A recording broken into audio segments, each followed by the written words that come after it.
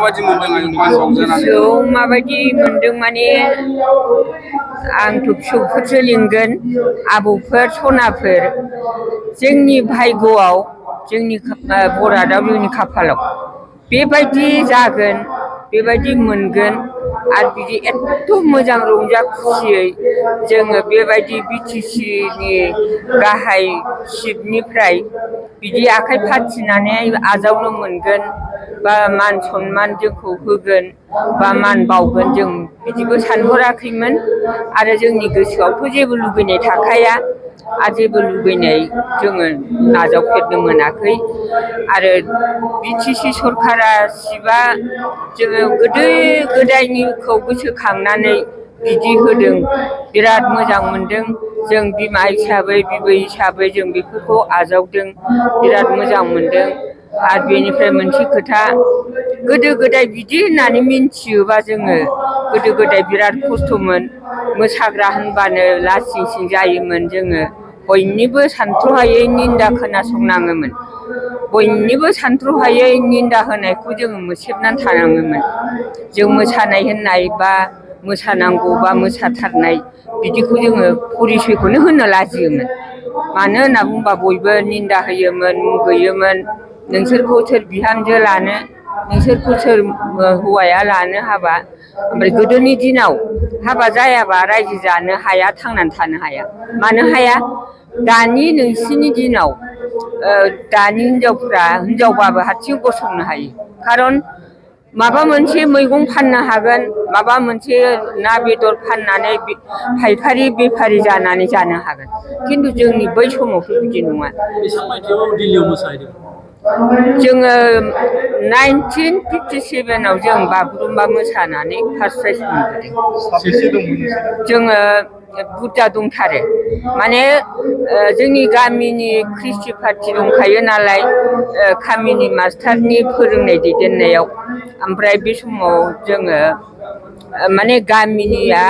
थोआ आरो एफा गिदिर नोङो दिल्लीनि पार्लामेन्टनि स्टेजाव मोसानांगौआथ' बुरजा नांगौ 22 जन हिनजावफोर नांगौ आरो दामग्रा देग्रायाबो दस्रानिफ्राय फैदेरनाय बिदिजों जोङो बिराद बुरजा थांनाय जादों ओमफ्राय जोंखौ जोंनि माबायाव जेनेबा गामिनि ग्रुप लिडार कालचारनि ग्रुप लिडार दंखायोमोन मोसाग्रानि आदा जगेन ब्रह्म बेनिफ्राय मोसानायनि ग्रुप लिडारा आदा प्रसेनजित लांदों जोंखौ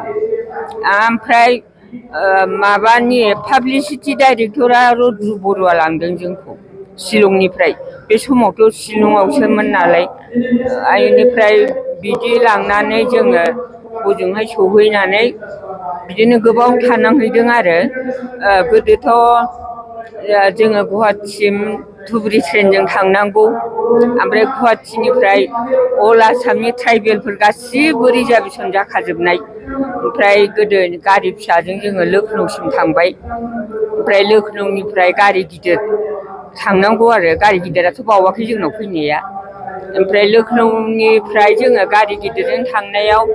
सानसे जों ओंखारनानै स्टेसनाव राननांहैयो ओमफ्राय स्टेसनाव जोंखौ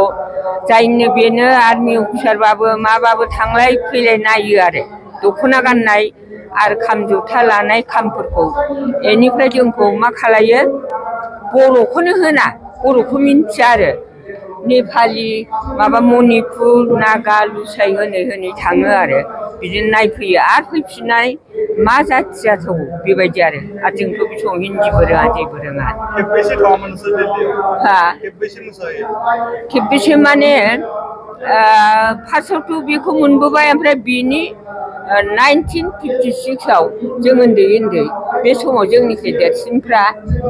माइ गायनाय मोसाहैदों माइ गायनाय मोसाहैनायाव बिसोरो सेकेन्ड प्राइज मोनबोदों ओमफ्राय बिसोर सेकेन्ड प्राइज लाबोनायना बिसोरखौ ग्रुप लिडार हिसाबै लांनाया गामिनि ग्रुप लिडार जानानै लांनाया गुमै चक्रमणि ब्रह्म आरो बेनिफ्राय माबानि मोसानायनि क'क्राझारनि ग्रुप लिडार जानाया माबा लांदों आरो गुमै मदाराम ब्रह्म कमल कुमार बिफा बिनि फिसाजो रानि गुनि होननाय बिसोरबो मोसाहैफादों लांफादों बेनिफ्राय बिसोरखौ लांनाया पाब्लिसिटि डाइरेक्टरा बिश्वेश्वर चौधुरी लांदों आगयना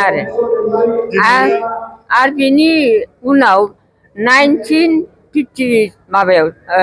58आव जोंखौ रेलवे डिपार्टमेन्टनि लांफैदों बे समाव जोङो लेखा फरायै रोङै जाम्बि गोजाल' 6 जन थांदों फरिखा खाथि नाना रावबो हगारा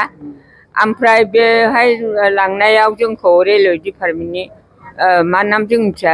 महन्त टाइटेल लांदों आरो बेवहाय आङो उन्दैसिन आंनो ओमफ्राय बिदिनो गाननाय जोमनाय जोंनाथ' गोदो खानायफ्रा गोलाव गोलाव बेनिफ्राय जोंखौ बे समाव माबा भारत माता खालायदों आंखौ ओमफ्राय भारत मातानि फट'फोरखौबो जोङो मोसाग्रा होननो लाजियो नालाय जों लाबोआखै ओमफ्राय सम्भब दाबो बे माबायाव रेलवे डिपार्टमेन्टनि मिउजियामफ्राव मोननो हागौ दाबो बे फट'खौ माने भारत माता जानायखौ आरो ओमफ्राय भारत माता जानाय रेलवेनि जोंखौ लांबा माबाया मा होनो झालुवारि नङामोन मालिगावमोन बे मालिगावआव माबा पेरेड गेलेनाय फोरोंहैग्रोदों जोंखौ ओमफ्राय पेरेड गेलेनाय फोरोंहैनानै बेनिफ्राय जोङो जेबो रोङा बिदिनो ट्रेनिं सेन्टाराव नालाय जोङो हारसाबो रोङा थाम्फै अरनाय माबा अरनाय बेसेबांबा गयनि जौसिनावसो जाहोनाय भारत मातायाबो ओमफ्राय हाजार हाजार बिघा माबायाबो अल इन्डियानि ट्रेनिं सेन्टार ओमफ्राय दाना थाम्फै अरबाबो मोदोम सोमाव मोना नालाय खालि बे फोरोंनाय समाव बिस्राम होनबा ओरै ओरै जालाबायनो मोननायखौल' माला जाबावनो बिस्राम होननो नंलायलायग्रामोन आरो दिल्लीनि अनगायैबो गुबुन गुबुन जायगायावनि अनगायै आं बेखौनो दा खिन्थागोन माने आरो 59आव जाखो नामा बावबाय आं बेखौ खिन्थु फिल्म ससाइटि लांफैदों जोंखौ दिल्लीयाव नङा फिल्म ससाइटिया फार्स्ट लांबाय लखनौआव ओमफ्राय लखनौआव जोंखौ आदा माससो दोनहैदों गावसोरनि फिल्म शुटिं खालायग्रा इरिग्रा बिदिनो बेरायहैबाय ओमफ्राय जोंनिफ्राय मोसानाय मेथाइ खननाय बेफोरखौ दानस्लाय लादों आरो बेनिफ्राय ओमफ्राय लखनौनिफ्राय आरो पाटनायाव दोनफैदों पाटनायाव लाबोबाय पाटनायावबो बे शुटिं खालायग्रा इरिग्रायाव माबाय ओमफ्राय थानाय जानाया रबीन्द्र भवनाव दोनदों आरो पाटनायाव गोबां बाथ्रा दङ ओमफ्राय दिनैनि समाव आबै नोंसोरखौ जिहेतु बिटिआर होदों लोगोसेनो रांनि अनसुंथाइ होदों बे सरखारखौ मा बुंदों बे सरखारखौथ' माने आङो बे सरखारखौ बुंनाया आबौफोर गाज्रि मोननांगौबा मोजां मोननांगौबा मा बेथ' जि सरखार बिनि सरखाराथ' फिसा दायथ'पुर्नयै सालायगासिनो दं आरो बिराद मोजाङै खालायगासिनो दं आं जोंनि मोसानाय बा मोसानायनि गासिबोनि थाखाय अनदों बा मान बावदों सनमान बावदों बा सनमान होदों बिनिख्रुइ देरसिन साबसिन आं मोनसे होनबावनो लुगैदों दानि बेनि बे सरखारा दि गथ' गथायफोरखौ अननानै सेंग्राफ्रा उन्दैफ्रा फरायनाय बा इखान सिखान खामानियाव बिसोर सेंग्राफोर नोंसोर आगयबासो जौगानो हायो नोंसोर आगयबासो दावखोनो हायो नोंसोरसो बिफां गाखोनो हायो बिनि गेजेरावदि सुपार 50खौ आं बिराद मोजां मोनो सुपार 50खौ होनायाव जोंनि गथ'फ्रा बिराद माने सिगांगासिनो दं बिराद माने जेनेबा UPSC फरिखा SS फरिखा आरो IAS फरिखा नानानथा होनायफ्राव बेजोंसो एसे दा दावखोगासिनो दं आं बेखौ लानानै आङो बुरि लेखा रोंथ्राबाबो मानोबा फरायनायनि थाखाय बिराद मोजां मोनो ओमफ्राय जोंनि दिनाव गोदो हिनजावफ्रा बांसिन एथ' माबा गैया आरो आंहाथ' भाग्यआनो मोजां नंखाया बिमा बिफा गैयैनि फरायनो मोनैखा आङो ओमफ्राय आं बे सुपार 50खौ होनायखौनो बिराद धन्यबाद शिबखौ बिराद मोजां मोनो माने बिदि खालायनाया माने बिराद साबायखर आरो बिदि खालायदों बिनिख्रुइ आरो आं बे मोसानाय मान बावनाय मानाय जोंनि थाखायल' मान मोननायखौथ' आं बिदि खुसि जानानै एथ' देरगानो नाङा आंहा बेखौ देरगायो आरो सुपार 50खौ आं बिराद देरगायो गथ' गथाया जाहाथे रामै जै बिदिनो जौगाबाय थाथों हारिया बिदिनो साबसिननिफ्राय साबसिन जालांथों आरो नोंसोरबो बिदिनो मोजांनिफ्राय मोजां मावलांनो हाथों आरो नोंसिनि साननाय हनाया बिदिनो बांसिन बारायबाय थाथों बिदि आरो आगर एरनायाव नोंसा बान्थाबो मोननो हादों जिहेथु भारत हादरनि नोंथाङा भारत हादरनि मेपखौ आङो ओरैबायदि हावस जादों बर' साहित्य सभानि बिराद गिदिर जादोंना सिलवार जुबुलि बेवहाय आङो खिन्थु बेखौ एरनाया फिसा साबानि उनाव एरदों आङो फिसा साबानि उनाव फिसा सासेया आंना जिरायनोल' रोंदोंमोन मानबायबायमोन आरो बेवहाय आङो बारा गोबाव नाङाखै दे हावसजों 15 दिन लादों ओमफ्राय आङो बेखौ एरनानै बे स्टराव दोनहैनायाव प्राइज मोनबाय ओमफ्राय कलकातानिफ्राय सासे मारुवारिया आंखौ फैनानै नुनानै नेबाय थादों बेखौ आङो ड्रयिं रुमाव साजायग्रायाव दोनगोन गाज्रियाव बाहाया आंनो फानहरदो होननानै ओमफ्राय आं बुंबाय सार आं बेखौ फाननो थाखाय बानायाखै बे आंनि जिबननि स्रिमिथि आरो आंनि हारिनि फिसा फिसौनि बे स्रिमिथि मोनसे सिन बेखौ होनदों आरो आं बिदि माबानानै ओमफ्राय फानाखै आं ओमफ्राय दासिम दं ओमफ्राय फुराना जाबाय दासिम दङ एरदों आङो बिराद गोरलैयैनो एरदों ओमफ्राय आंनि बोराया आंखौ बिराद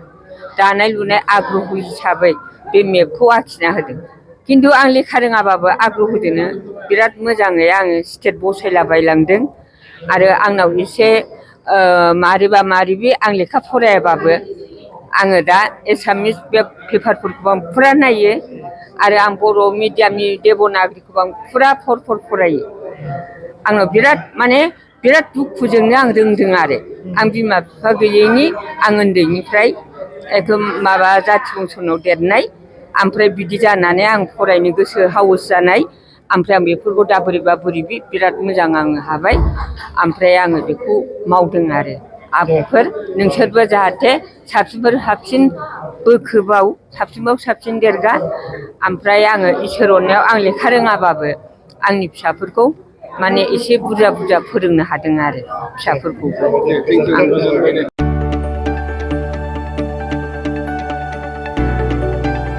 गोजोनथाव खौरां बर'नि आंगोथार गोथाव ओंख्रि जानो मोजां मोनग्रा रायजो राजाफोरनि थाखाय गोजोनथाव खौरां